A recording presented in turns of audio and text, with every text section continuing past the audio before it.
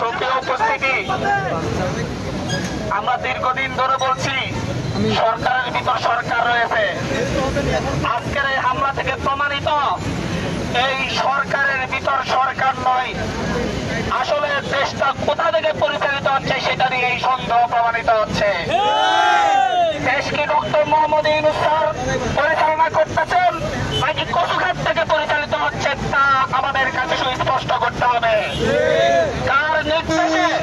কার নির্দেশে যৌথ বাহিনী বিপ্লবীদের উপর হামলা করে?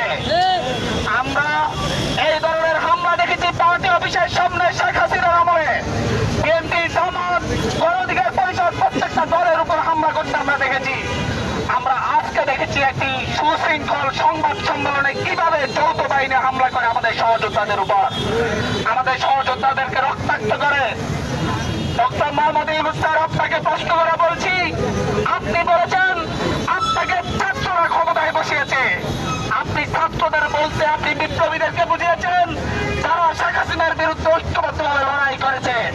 সেই লড়াইয়ে বিএনপি ছিল, জামাত ছিল, গণ অধিকার ছিল, ইসলামী আন্দোলন ছিল, সব রাজনৈতিক দল ছিল। আর যারা আপনাদেরকে ক্ষমতায় বসিয়েছে আর তাদেরকে রক্তাক্ত করছে আপনার প্রশাসন। আপনাকে জবাব দিতে হবে।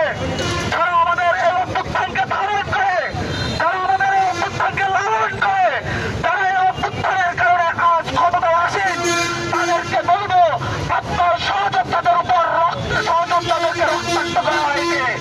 এরপরও আপনারা চেয়ারে বসে রাখতে পারেন না। হয় বিচার করুন, নয় ওই চেয়ার ছেড়ে দিয়ে এসে আমাদের সাথে শাহবাগের মঞ্চে একত্রিত হন। আসিফ নজরুল স্যার ফেসবুকে পোস্ট দিন না, ফেসবুকে পোস্ট না দিয়ে আমাদের সাথে এখানে এসে গলা মিলান। আসিফ মাহমুদ আলম সকলকে বলছে আমাদের সাথে এখানে এসে গলা মিলান। চেয়ারে বসে হাই হুতাশ করার জন্য আপনাদেরকে চেয়ারে বসানো হয় না। আপনারা চেয়ারে বসেছেন আওয়ামী লীগের বিচার করার জন্য, শেখ হাসিনার বিচার করার জন্য, জাতীয় পার্টির বিচার করার জন্য, জিএম কাদেরের বিচার করার জন্য, আপনার সহযোদ্ধা লুটটার উপর হামলা করার জন্য নয়।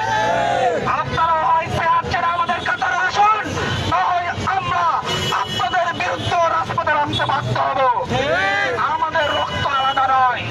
আমরা যারাই দীর্ঘ সময় ধরে ফ্যাসিবাদ বিরোধী লড়াই করেছি তাদের সকলের রক্ত এক। সেই রক্ত তারেক রহমানের হোক, সেই রক্ত মির্জা ফখরুলের হোক, সেই রক্ত নাহিদ ইসলামের হোক কিংবা নুরুল হক নূরের হোক, এই রক্ত সকলের এক।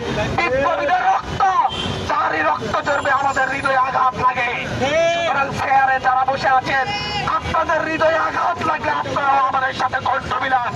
একসাথে আমরা দেশ গড়বো, একসাথে লড়বো, না হয় মরবো। ধন্যবাদ। ইনকিলাব জিন্দাবাদ।